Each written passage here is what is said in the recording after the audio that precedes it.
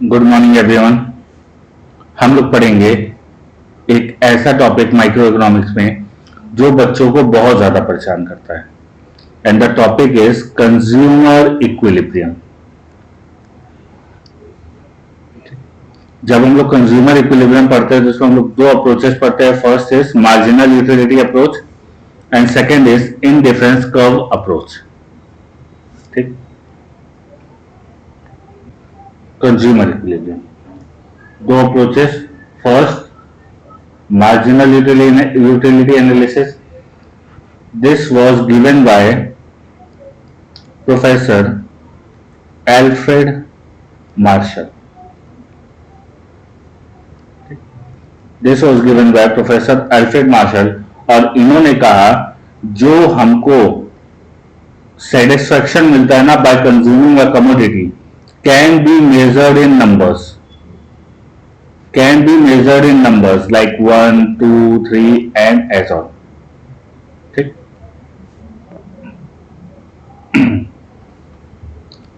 it assumes that level of utility का मतलब होता है satisfaction, the level of satisfaction can be expressed in numbers, the satisfaction can be expressed in numbers. दूसरा approach indifference curve analysis which was given by Hicks and Allen और इन्होंने कहा कि जो सेटिस्फैक्शन हमको मिल रहा है उसको हम लोग नंबर में मेजर नहीं कर सकते बल्कि अपने प्रेफरेंस के अकॉर्डिंग टू आवर प्रेफरेंस हम उनको क्या कर सकते हैं, रैंक। हम इनको क्या कर सकते हैं, रैंक दे सकते हैं। ठीक, इन्होंने कहा कि that the satisfaction can be arrange in order of preference. It can not be measured in numbers but it can be arranged in the order of preference, मतलब हम उनको रैंक दे सकते हैं। इसको हम लोग रैंक के अकॉर्डिंग पढ़ते हैं, इसलिए इसका एक और नाम है that is ordinal utility analysis और इसमें हम लोग नंबर में मेजर कर सकते हैं, इसलिए इसका एक और नाम है cardinal utility analysis.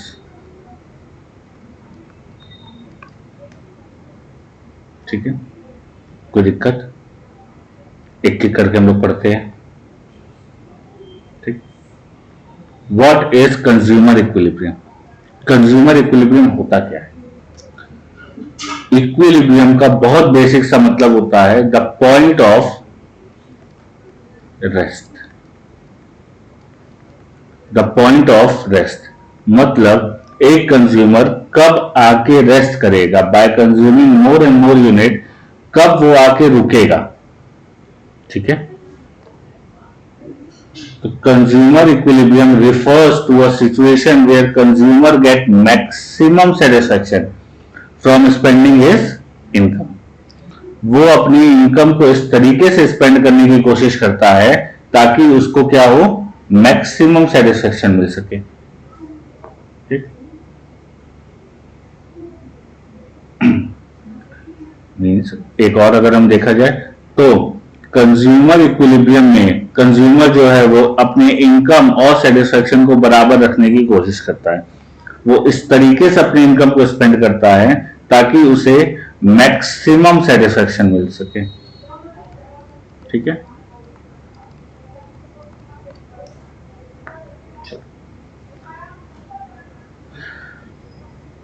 What do we mean by the utility? Utility का मतलब क्या होता है? यूटिलिटी का मतलब होता है want satisfying power of a commodity. हमारी जरूरत को पूरा करने की क्षमता रखने वाली चीज को हम लोग क्या कहते हैं, यूटिलिटी। ठीक, इसके कुछ फीचर्स होते हैं। First feature, utility is subjective. मतलब यूटिलिटी जो होती है ना वो क्या होती है, सब्जेक्टिव। सब्जेक्टिव का मतलब होता है differs from person to person.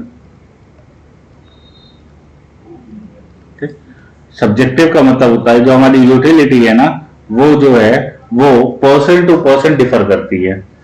एक जने को किसी और चीज से सेटिस्फेक्शन मिल सकता है, हो सकता है दूसरे जने को किसी और चीज से सेटिस्फेक्शन मिले। ठीक, तो it is subjective means it differs from person to person. दूसरा है यूटिलिटी इज रिलेटिव। रिलेटिव का मतलब होता है it differs from place to place and time to time. Means utility जो है वो जगह जगह पे अलग अलग हो सकती है और समय समय पर अलग अलग हो सकती है। मतलब अगर हम कहें कि इन समर, ठीक है, हमारे पास दो ऑप्शन है,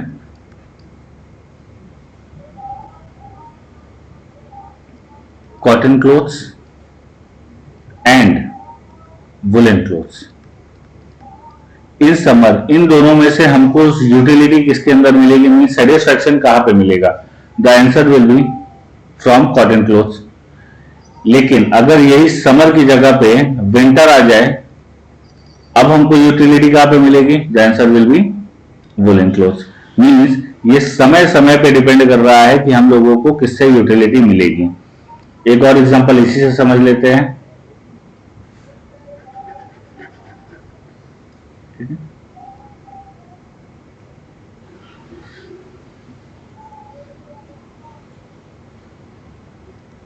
इन कश्मीर हमको किससे सेटिस्फेक्शन मिलेगा? कॉटन क्लोथ से कि वुलन क्लोथ से? The answer will B woollen clothes. But अगर हम इसको हटा के और कह दें मुंबई, अब हमको सेटिस्फेक्शन किससे मिलेगा? Cotton clothes. मतलब again from place to place ये क्या हो रहा है? डिफर कर रहा है। इस जगह पे हमको इससे सेटिस्फेक्शन मिलेगा और इस जगह पे हमको इससे सेटिस्फेक्शन मिलेगा। ठीक है। Third, it is different from usefulness. The utility is different from usefulness. कह रहा है जो यूटिलिटी होती है ना, इज डिफरेंट फ्रॉम यूजफुलनेस। जरूरी नहीं है कि ऐसी सारी चीजें जिसको हम कंज्यूम कर रहे हैं, जिससे हमको सेटिस्फेक्शन मिल रहा है, वो हमारे लिए यूजफुल भी हो। ठीक है, ये जरूरी नहीं है कि जिस चीज से हमको सेटिस्फेक्शन मिल रहा है वो हमारे लिए यूजफुल भी हो। जैसे ड्रग्स, पेप्सी, जंक फूड, ठीक, इन सब से हमको क्या मिल रहा है? यूटिलिटी।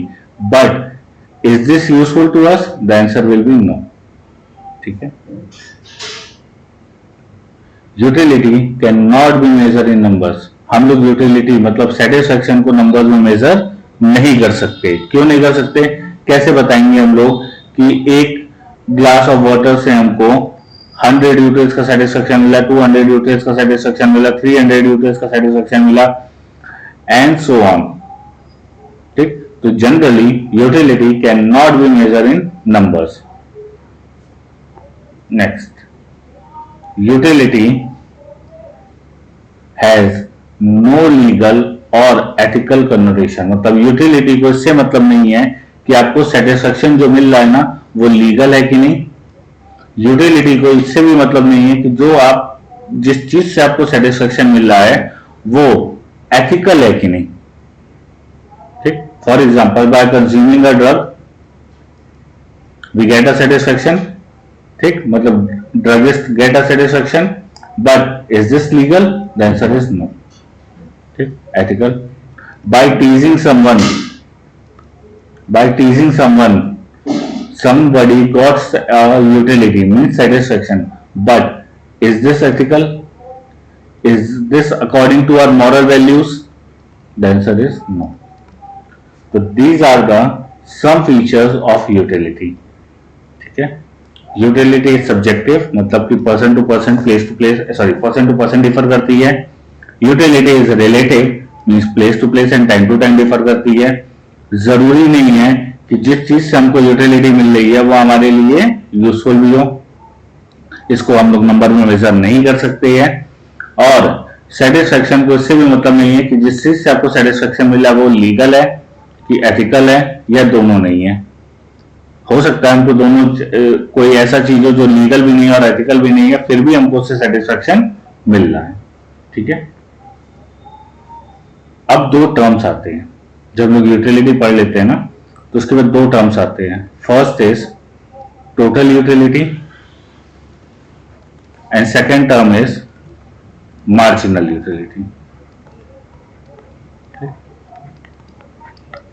टोटल यूटिलिटी का मतलब होता है टोटल सेटिस्फेक्शन,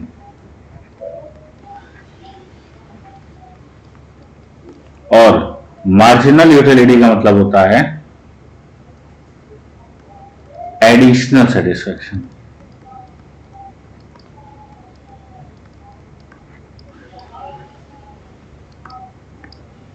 ठीक, टोटल यूटिलिटी का मतलब टोटल सेटिस्फेक्शन। जब हम लोग बहुत सारी कमोडिटी कंज्यूम करते जाते हैं तो जो टोटल हमको सेटिस्फेक्शन मिला that is known as total utility. और मार्जिनल का मतलब होता है एडिशनल सेटिस्फेक्शन। जब हम एक कमोडिटी से दूसरे कमोडिटी पे जाते हैं तो हमको कितना एक्स्ट्रा यूनिट सेटिस्फेक्शन दे रहा है, that is known as marginal utility. ठीक है,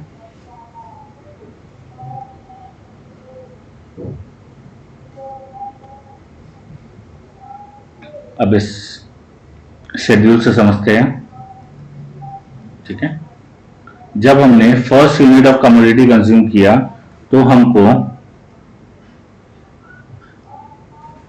जब हमने first unit of commodity consume किया तो हमको 10 यूटिल्स का सेटिस्फेक्शन मिला। ठीक है, जब हमने सेकेंड यूनिट कंज्यूम किया तो उसने हमको 8 यूटिल्स का सेटिस्फेक्शन दिया। जब हमने थर्ड यूनिट कंज्यूम किया तो उसने 6 यूटिल्स का सेटिस्फेक्शन दिया। तो फर्स्ट पे हमको 10 मिला तो टोटल यूटिलिटी 10, सेकेंड पे हमको 8 मिला तो इन दोनों को मिला के हम लोग के पास कितनी यूटिलिटी हो गई 18। थर्ड पे हमको 6 और मिला तो इन तीनों को मिला के हमारे पास कितनी यूटिलिटी हो गई 24।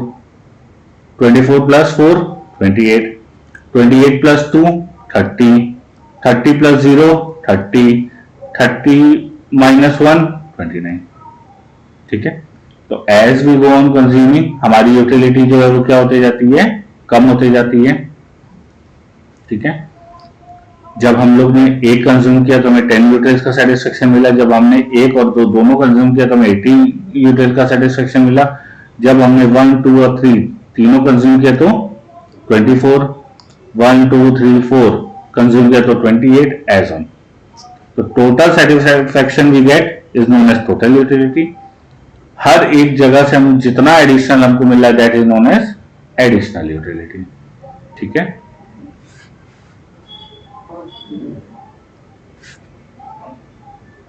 टोटल यूटिलिटी का फॉर्मूला होता है mu1 प्लस mu2 से लेके mu ऑफ nth यूनिट। ठीक, और mu का फॉर्मूला होता है tu n minus tu n minus 1। ठीक है, अब जब हम लोग ये पढ़ते हैं ना तो हमको ग्राफ पढ़ना पड़ता है। ठीक है,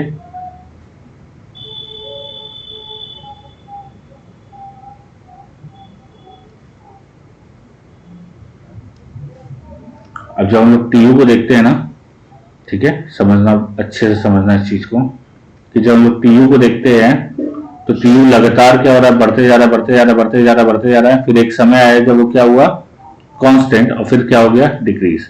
यहां तक ये बढ़ रहा है, फिर कांस्टेंट हुआ, फिर क्या हो गया डिक्रीज। तो हम लोग एक पॉइंट से स्टार्ट करते हैं, बढ़ता जाता है, बढ़ता जाता है, बढ़ता जाता है, कांस्टेंट होता है, कांस्टेंट होने के बाद डिक्रीज। ठीक, दिस इज टीयू।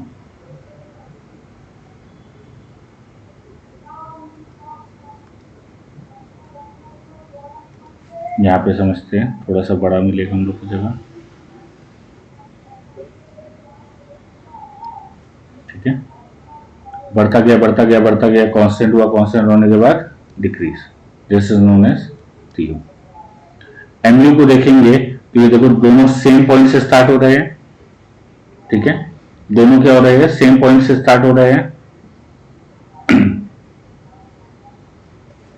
लेकिन ये लगातार कम होते जा रहा है।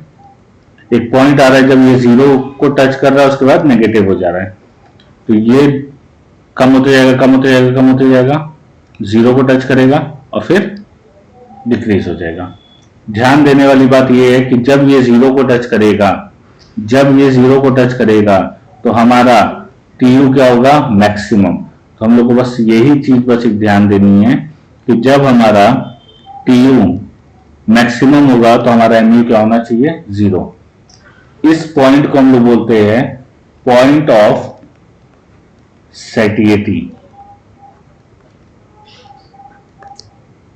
जिसका मतलब होता है कि यहां पे हमको फुल सेटिस्फैक्शन मिल गया,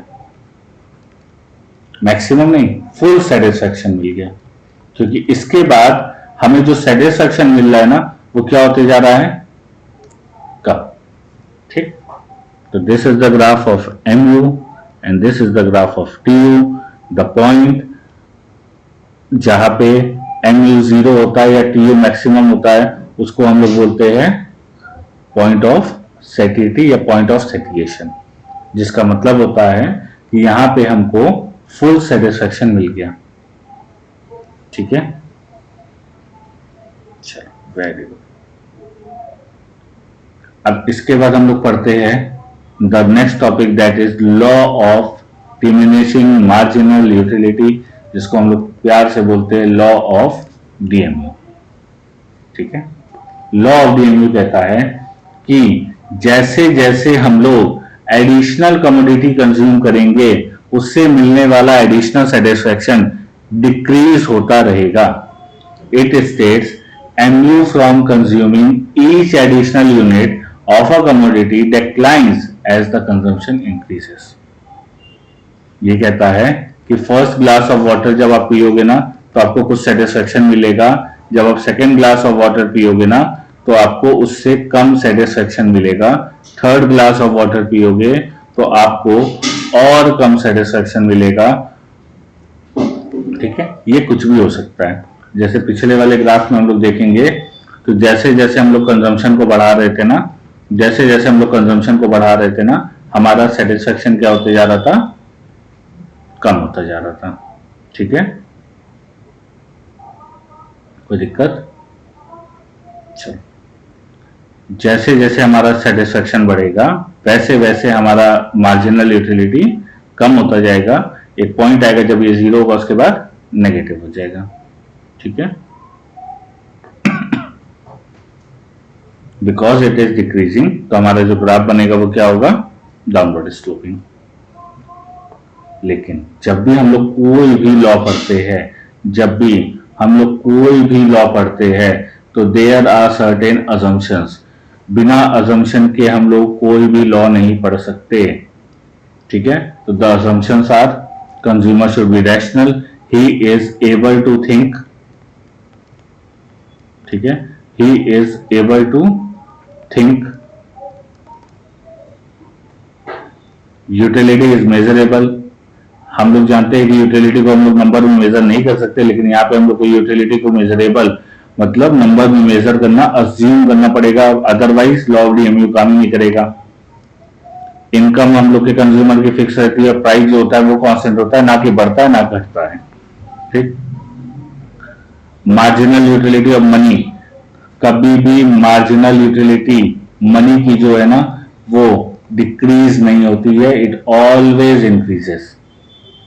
जब जब हमको एडिशनल पैसा मिलेगा तो हम लोग ये नहीं चाहेंगे कि अगले बार में हमको कम सेटिस्फैक्शन मिले, हमको सेटिस्फैक्शन ज्यादा ही मिलेगा। ठीक है, तो हम लोग क्या करते हैं कि इसको हम लोग ये मान के चलते हैं कि जो एमयू ऑफ मनी है ना ये क्या रहेगा, कांस्टेंट, ना इंक्रीज ना डिक्रीज, कांस्टेंट मान लेते हैं। ठीक है, होमोजीनियस प्रोडक्ट, जिस प्रोडक्ट का हम लोग कंजम्पशन कर रहे हैं उसका साइज, शेप, टेस्ट सब कुछ क्या होना चाहिए, सेम। ठीक है, next continuous consumption. Continuous consumption का मतलब जब हम लोग चीजें कंज्यूम कर रहे हैं ना, तो वो लगातार कंज्यूम करना है, इनके बीच में कोई भी टाइम गैप नहीं होना चाहिए, इनके बीच में कोई भी टाइम गैप नहीं होना चाहिए, नहीं तो लॉ ऑफ डीएमयू क्या हो जाएगा, फेल। ठीक है, एक और हम यहां पे बता देते हैं, स्टैंडर्ड यूनिट। ठीक, स्टैंडर्ड यूनिट का मतलब होता है जिस भी चीज को हम लोग कंज्यूम कर रहे हैं ना, उसका एक स्टैंडर्ड साइज होना चाहिए। फॉर एग्जाम्पल, अगर हमें प्यास लगी और हम लोग वाटर पी रहे हैं, तो वाटर जनरली या तो ग्लास से पिया जाता है या तो बॉटल से पिया जाता है। ठीक है, व्हाट इफ कि हम स्पून से पानी पीना स्टार्ट कर दें, तो क्या फर्स्ट स्पून से हम लोग को ज्यादा सेटिस्फेक्शन मिलेगा comparison to second spoon? The answer is no. क्योंकि हमको प्यास लगी है, हम लोग को ज्यादा पानी इंटेक करना है, स्पून से हमको कम पानी मिलेगा, तो हम लोगों का जो सेकेंड यूनिट ऑफ स्पून का कंजम्पशन होगा, वो सेटिस्फेक्शन होगा, वो क्या होगा, ज्यादा। ठीक है, यहां तक में कोई दिक्कत?